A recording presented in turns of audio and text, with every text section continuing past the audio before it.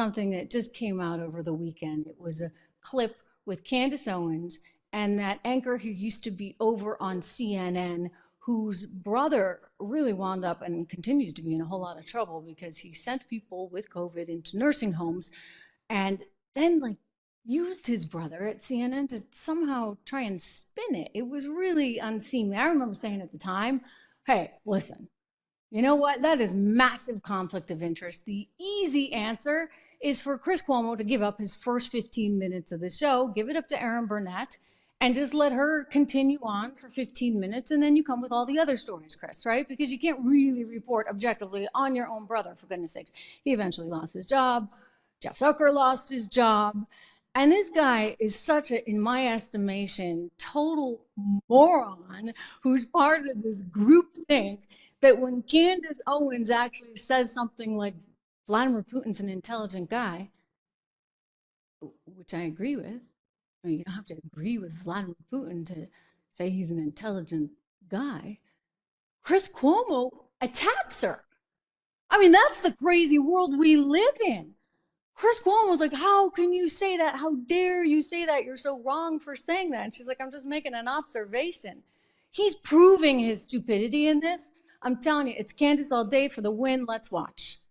You also have to recognize that Tucker just went over and interviewed Vladimir Putin. And this is significant because then you saw what it looks like when somebody not only has the mental faculty, I mean, irrespective of what you thought about the interview, you cannot, you are forced to acknowledge that he's an incredibly smart person. I mean, he started in the 8th century.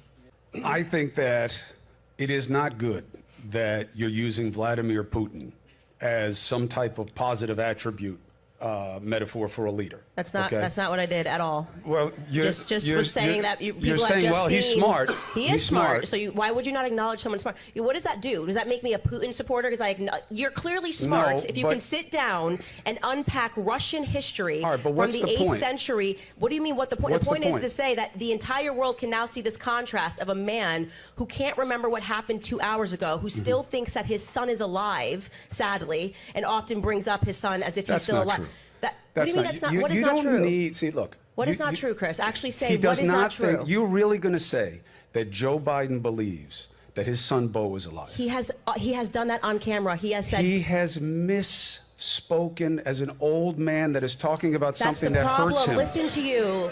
No, Chris. Listen, again. There's no reason to do this. You're doing so great. I'm not going to let you do this to yourself. Like, listen. what? No, seriously. There's no reason to do it. Obviously, Vladimir Putin is intelligent. There's no reason, doesn't make you anything to acknowledge the fact that any person that can for an hour straight unpack the history of their country starting from the 8th century has their mental faculties about them. Okay. That is the only thing that I have made, and I said that contrast is now playing out in the American people's mind of, wow, okay, I don't care what I think about Vladimir Putin or Russia, right? But the fact that they have a leader who can speak in this manner, right, who is able to remember these things and to communicate in this manner makes us aware of how much we are not getting out of our own leaders. That is a very valid point. Okay, I get it. I hear you. And I completely disagree, okay? Oh, because yeah, again, whatever, buddy. You know what? a metric of we can bail on this, but you get the point, right? He doesn't want to say that another leader is intelligent. Somehow that's sacrilegious. And then the best part was when Candace said, hey, I'm not going to let you do this to yourself, buddy. Because he just dug himself in. He's like, oh, that's not true. That's not true. It's just an old man who like, oh my gosh, this is exactly why I really question. And what I said at the top of the show, how the heck are they going to run this? How are they running Joe Biden for the presidency that is so important that they care so much about?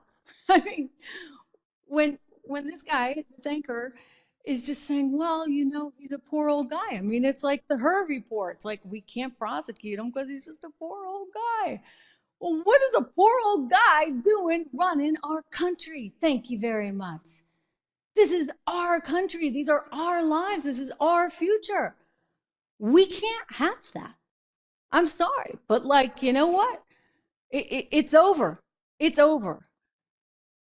The ship has sailed, he has jumped the shark, and there's too much important going on in this world So Candace, way to go, girl. I love it. I love it. And I'm just struck by how dumb some of these anchors are. You know, I'll tell you a little story. I have worked in TV, you know, for many years. I never scripted questions, ever. I never would allow producers to script questions for me. I was bad enough I had to read the teleprompter, right? I most often, I was never good at teases because, you know, I just want to give it all. But I would always write my answers, or I'd go over them with a fine tooth comb with the producer to make sure they were in tip top shape because they had to come from me, right? They were my words. Well, too often in this business, and especially at some of these networks like CNN or MSNBC, that are being run as producer shops as opposed to talent-driven shops, well, guess what? Somebody else is writing all the copy. The anchor just reads it. And not only is somebody else writing the copy, they're writing the questions. They're writing the questions. So how many times have I been on with some anchor somewhere and they're literally reading the questions off the prompter? And you may have actually just answered that question, but because they're on automatic pilot and all they know how to do is read that prompter, they just keep going with the exact question of something that you just answered. It happens, dare I say, a lot on the left. And I say that, I mean, I worked at CNBC, I worked at Bloomberg, and I worked at Fox Business. And Fox is actually the only place where I actually saw some deviation from that, where it was much more talent driven. But it used to drive me crazy at the other places. And I was like, no, I'm not asking these questions. By the way, no, I'm not going to rely on your research. I mean, some of it's okay. You know, we appreciate the help.